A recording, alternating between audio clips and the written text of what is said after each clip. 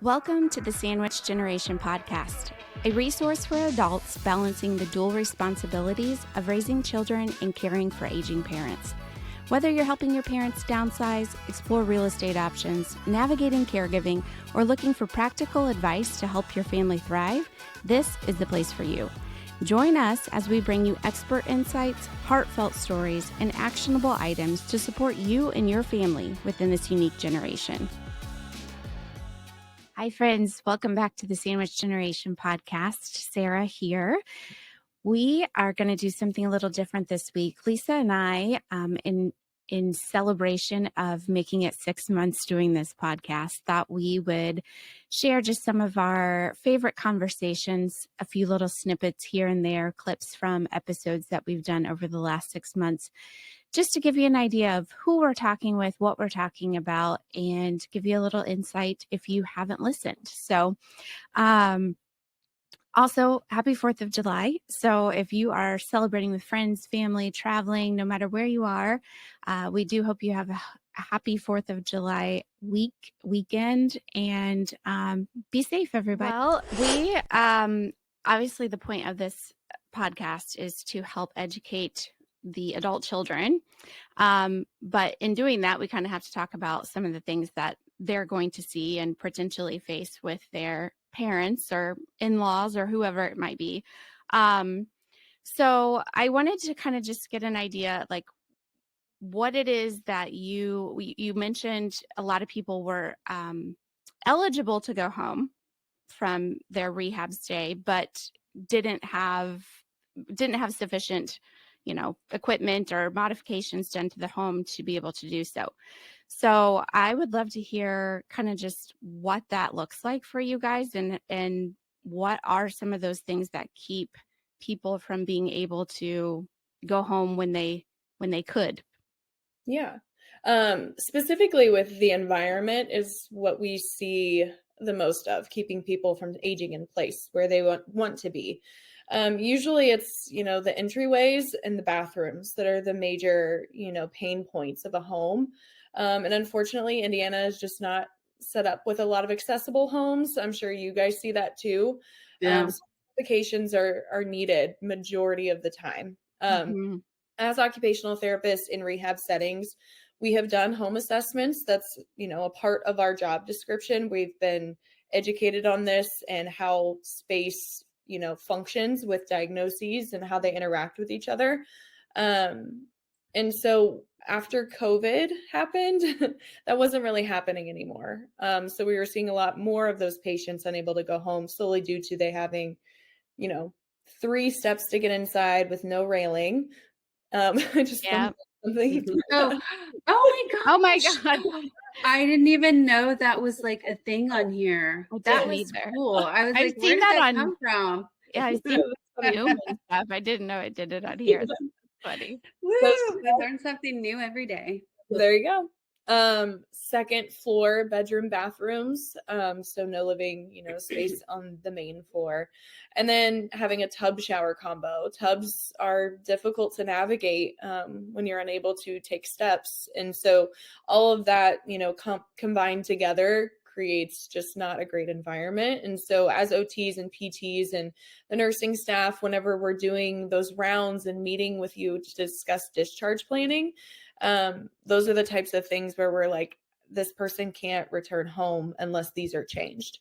And sometimes either, financial burden comes into play, or timing where, we just can't get it done in time, or, maybe we're trying to look for a new home, but when it happens all at once, when you're in rehab and you're trying to get healthy and, make it back to your normal, prior level of function, all of those things combined together are just a lot to handle. It is. It's too much and a lot of burden on the family. So when we do this, we try and make sure that it's, before these things happen, before you go into rehab, and let's prepare your home now, even though you're still playing golf 3 times a week. You don't have to have an ailment or, a fall risk in order to make these changes. I think sorry, go ahead, Sam. I was just going to say, the other thing is when we're doing this as an occupational therapist, we're looking at the person and like how to adapt them for the home. So we're going we're leaving the facility, we're watching them get in and out of their house, we're watching them get in and out of their bed and on and off the toilet. And that's basically all we have time to do. And then What we're we used to saying, do. yeah, like what we used to do. And we're saying, okay, put a tub transfer bench here, like quick fixes, because after this home assessment, they're going home in 2 days to a week. And so it's a very quick turnaround. And so our point of view with In-Home Preferred is we're trying to adapt the environment to make the person thrive in their home. So instead of trying to change how the person change all of these things, put simple modifications in. We want your home to be where you thrive, no matter what your physical or cognitive status looks like. And so we're really kind of taking that back and giving the person control of their own environment, which has been a really fun way to look back at it and kind of change the scope of our practice. Tell families all the time, this is going to start as like a real estate transaction. You're going to want to be talking about square footage or the walk-in closet or something like that. But ultimately, at the end of the day, it does boil down to like the care. And I think when you look at communities that have a strong executive director, strong director of nursing, and even that strong marketing person or salesperson, when you have kind of that triumvirate in there, you know, that's doing really well, then you will start to see, wow, they've got high census. Wow, that also means that people are either moving through the continuum or they're not leaving because they're unsatisfied. And then within that, you have a more stable care staff that keeps that on there. So as much as it is about the beginning, the walk-in closet for mom, or, you know, having plenty of space for her things, focus on those things, and those tend to be the more consistent communities from that standpoint. The other thing I always tell families too is you're ultimately looking for a partner, right? So we want to see communities that have a culture of, hey, we're not perfect, we are going to stumble, but our door's open. We can't fix anything unless you bring it to us. So if they have that culture and they can demonstrate that on the tours, that's very important. The other side of that, I always tell them is, do you like these people? Do you like what we're seeing operationally? Yes, it's aesthetics. I understand all of that, but they're going to probably be the ones that are going to come to you and say your loved one needs a little more help, or we're noticing some cognitive things. Do you trust them enough? Do you like them enough to hear that from them? Because that's ultimately what's going to make this work, is if you do have a good partnership, that's what's going to make this a successful transition. So I was thinking about this discussion. I thought, what is the advice I would pass on to people? It's to have the conversation. It's much harder later to not have had the conversation. Right. Yeah. So even though they're difficult and parents don't necessarily want to have them, it's really critical to not only have the conversation, but document what was discussed or decided. Oh, that's good. Yeah. Yeah. I think that's probably the best advice you could give, because we preach it all the time, like have the conversation early, have it now, have it before you're in a critical situation. And like you mentioned, it sounds like hindsight was whether it was still hard, but you're glad that those things were in place, even if it did, you know, it was a bit of an investment for your mom. Right. And even though I had a lot of the conversations, when things started to get difficult, she did not remember. Yeah. Right? She did not remember the decision that was made. Right. And so if you have documentation, at least you have it written down or in an email or whatever, that you can go back to and say, hey, look, you know, we talked about this. The other thing I would do is share it with your siblings. Share it with any other member that are involved and say, this is what's decided, so that nobody is surprised when things get difficult, when you get into those emergency situations. So you shared the conversations that you were having with your mother before she passed. You shared these with your sibling and documented it. What was that like? Well, I will say that in the instance of the trust, I did. in the instance, many other things I did not. So you really had to balance what you were sharing and what you were not. I should have shared more. I should have documented more. I should have shared more. I should have been more specific. And for the most part, we've had siblings who it was fine. It might have gotten a little awkward here and there. I mean, for the most part, I know Sarah and I can both count on probably just one hand, a handful where it didn't go great. And, we managed to work through it and got that, but it's certainly not ideal. So you're saying have more conversations and document them, communication and document it. Cool. Yeah. That's great advice. Do you ever run into situations where the client themselves is resistant to having the services come in? So like maybe the child has said like, this is what we're going to do. And this is, we need this, this, and this. And then the caregiver shows up and the client's like, I don't want you here, go away. Or I don't want you to help me with any of that. Yeah. Like, how do you tackle some of those situations? That's a great question. That happens all the time. Mm-hmm. So different situations. We've been told by the family, they are going to tell you to leave. They are going to very forcefully tell you to go. You are not to leave. Oh, gosh. Obviously, if it gets to the point where the caregiver is uncomfortable, we want the caregiver to leave. That's obviously another conversation.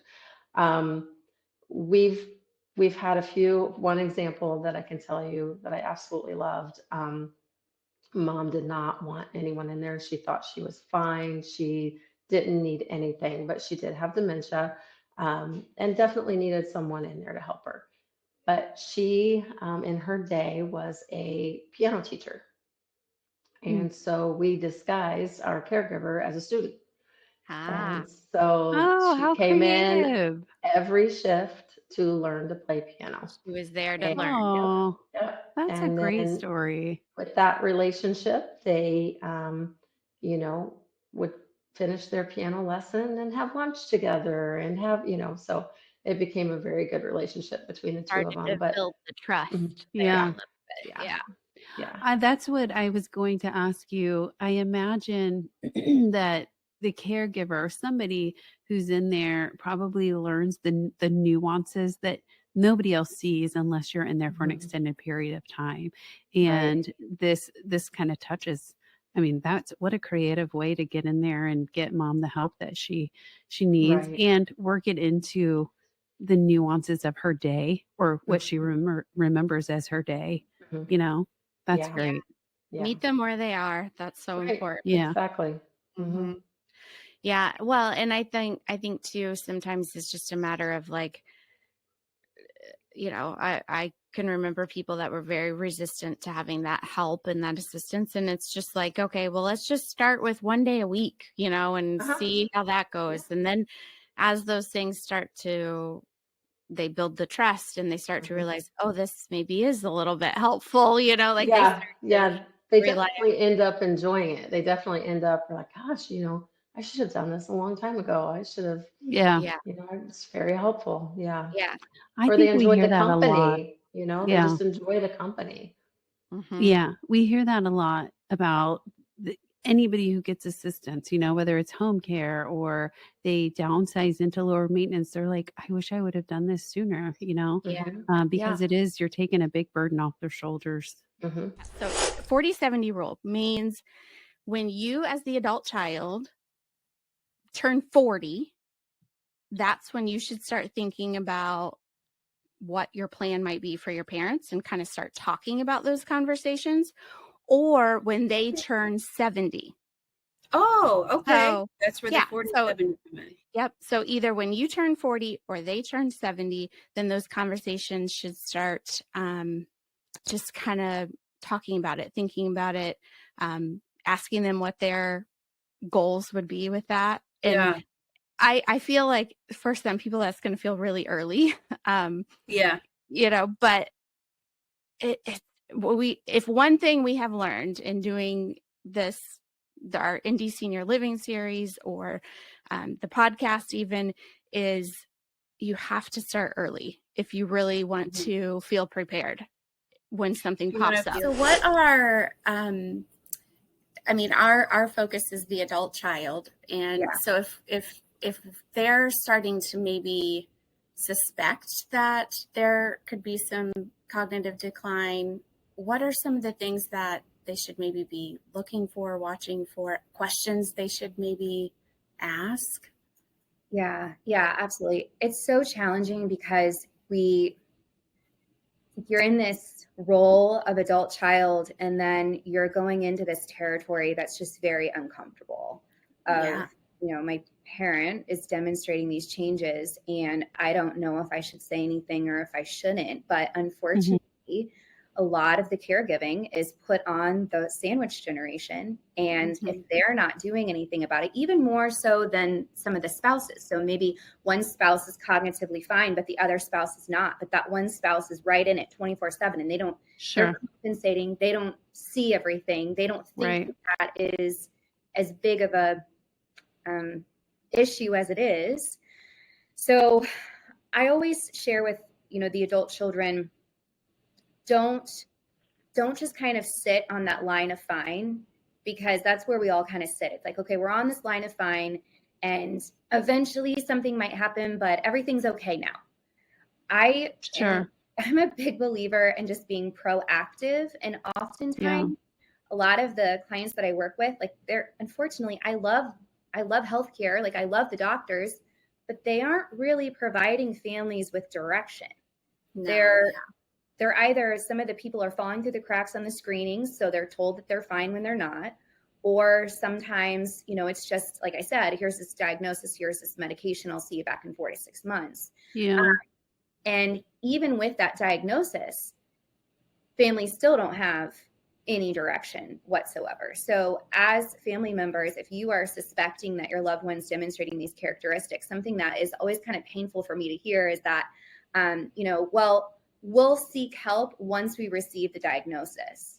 Well, that diagnosis, I've heard that a lot too. Yeah, and that diagnosis might not be received for 6 months to a year, depending on sometimes even longer from what I'm hearing right now. I've had some people on a wait list for 18 months. So what are you going to do in that in between? There's still this cognitive decline challenge.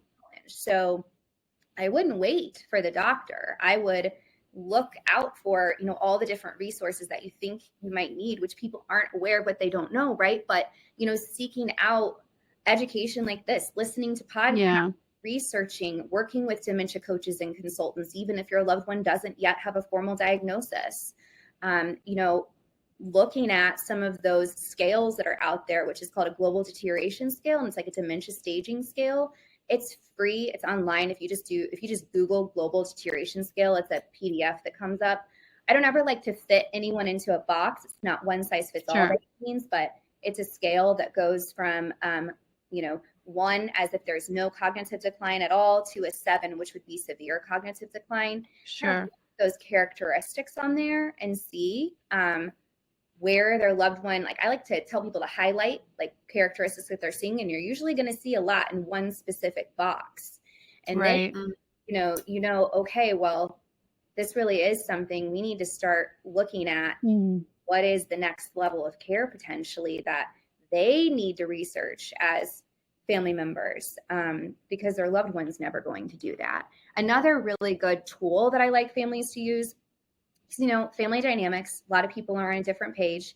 You have some that think that's just normal aging. You have others that have that gut feeling that there's another screening tool, and it's called the A as in apple, D as in dog, 8, the number 8, AD8. AD8. It's also a free dementia screening tool. But it's a unique one because a lot of the screening tools out there are for the individual themselves. But this is I think it's 8 questions. Yeah, 88 is why it's 8. It's 8 questions, and it's specifically for the caregiver or the adult person. So if you answer yes to 2 or more of those 8 questions, then that is red flags. raises concern. So that can be a really good starting point for families when they're just kind of wondering. And again, that's a free tool. It's just 88. You can Google that and find that online. I think the biggest thing for these kids is just be present, talk to your parents, and listen to them, because I see a lot of kids come in and they try to like take over. Just be present with your parents, but also remember that they're people, you know. Sure. They are still your mom. Like, they don't necessarily, we don't always know what's best for our parents. We think we do, and we do what we do because we care about them and we love them. But sometimes we just have to accept that this is mom and this is how she is, and no matter what, like, this is how she's going to be, and just be present, you know. And especially like the ones with like dementia or that are starting to go down that path. There's so many groups out there that can help educate you on how to handle a patient with dementia, you know, correcting someone or telling them, remember, mom, I told you this 10 times already. Like, that's not, you know, just learning. We're never too old to learn. And I think that's the hardest thing, is just, you know, be present, listen, do what we can for them. They sure did everything they could for us. So, you know, and I know that's not everybody, but I mean, if you're able to be present and you have the relationship, just you know, educate yourself and really look into so many of these great resources, because there's a lot to offer. That's normal aging. Some cognitive decline is normal as people age. But if you aren't able to retrace your steps to remember where you left your keys or left your coffee mug, then maybe that's something you need to see if that's happening more often. Also, if you notice that your loved one is having problems like doing their bills, and that was never an issue for them before, if they just can't keep like a ledger like they used to, that's something to keep on top of as well. If you're seeing mood changes, if they're just not acting like themselves, or even if they are withdrawing from social activities that they enjoy. So, you know, if they used to go to church every Sunday, or, you know, go to a Bible study, or if they were involved in a civics organization, or went out to coffee weekly with their friends every Saturday morning, if they're withdrawing from activities like that, question. Ask, why are you not going to those things anymore? Because that is a warning sign that we share with people. So the pre-planning is what I do most of, actually, at this point. And that's what I call it, even though it makes a lot of people think of like, oh, funeral pre-planning. And I'm, no, not exactly. Because that's a whole separate thing. But it's the best way that I know how to explain what I do. So it's just planning ahead. It's just creating a legacy of peace instead of one of chaos. And that can be for any life event. It doesn't have to be an end of life event. It's just, there are times where, again, I'm sure that you all probably have your own stories of someone who was in the hospital and couldn't communicate, or who, you know, just was unavailable to do the things that they normally do. And then we have to scramble to figure out, okay, well, how do we manage things without them? Because they're not here and not available right now. And so that's what it is. We're planning ahead so that we can have some of that peace of mind and know that we've done the best that we could to prepare our loved ones to navigate without us if they have to, because at some point they're going to have to. Options that you have with a reverse mortgage far exceed anything with a conventional loan. So you have a completely optional payment other than taxes and insurance. You get to decide when you pay it back, right? You're going to pay it back when you sell the home. You don't have to pay it back till you're 150 years old. If you pass away and your kids take over, they've got 1 year. You've got all these great features. In addition to that, I've mentioned it's a completely optional payment. If you want to make a payment, great. And if you make a payment, we'll let you take it back. Try doing that on your car loan or your 30-year fixed rate mortgage. You call up and say, I've been paying an extra $100 a month. And I want to go on vacation. Will you give me that back? And they're going to be nice to you. They really are. But they're going to laugh when they hang up the phone. With the reverse mortgage, should you make a payment or you have access to equity, you can get it in 3 to 5 business days. So I call it an adult mortgage because you've got all these great features that you wouldn't have with a conventional. The problem is when you talk to mom and dad on the phone, you don't necessarily notice decline and limitations. And when you come in for Thanksgiving or you come in for Christmas, that's when you start to notice things like mom's not keeping the house like she used to. Boy, dad left the stove on when we left the other day. Or the neighbor starts coming over and saying, you know, I've noticed the other day he got in the car and he just sat there for an hour and didn't go anywhere. I'm kind of worried about. That's when you start hearing these stories. And so there's a reason. That's a reason why I'm so busy during that time of year. Because they spend extended periods of time with them and see the little nuances that they wouldn't so much see on a 20-minute phone call. Right. You really want to make sure that you are checking in with mom and dad on a regular basis as they're getting old. I would make sure that you are, make sure that you know the neighbors. Make sure that you know their friends. Sure. Because oftentimes these are the folks that will reach out to you. Many times this is what happens is the kids will get a phone call from a friend who says, your mom is doing some funny things. You might want to come check on her. Yeah. So don't write that off as a nosy neighbor. Don't write that off. Don't write that off. Don't write that off as Margaret is just being paranoid. She has too much time on her hands. Margaret, mind your business. Right. There may very well be something going on there. And that's a trigger to come check in and, it may be time to get a hold of an attorney at that point. Thanks for listening, everyone. We hope that you're having a great 4th of July weekend. If any of the moments that you just heard from our clips from previous episodes resonated with you, be sure to go check out the full episode. And don't forget to subscribe so that you don't miss what's coming up next. We have some great guests lined up, and we're looking forward to the next 6 months here on the Sandwich Generation. So we hope you have a safe, fun, and meaningful 4th of July weekend.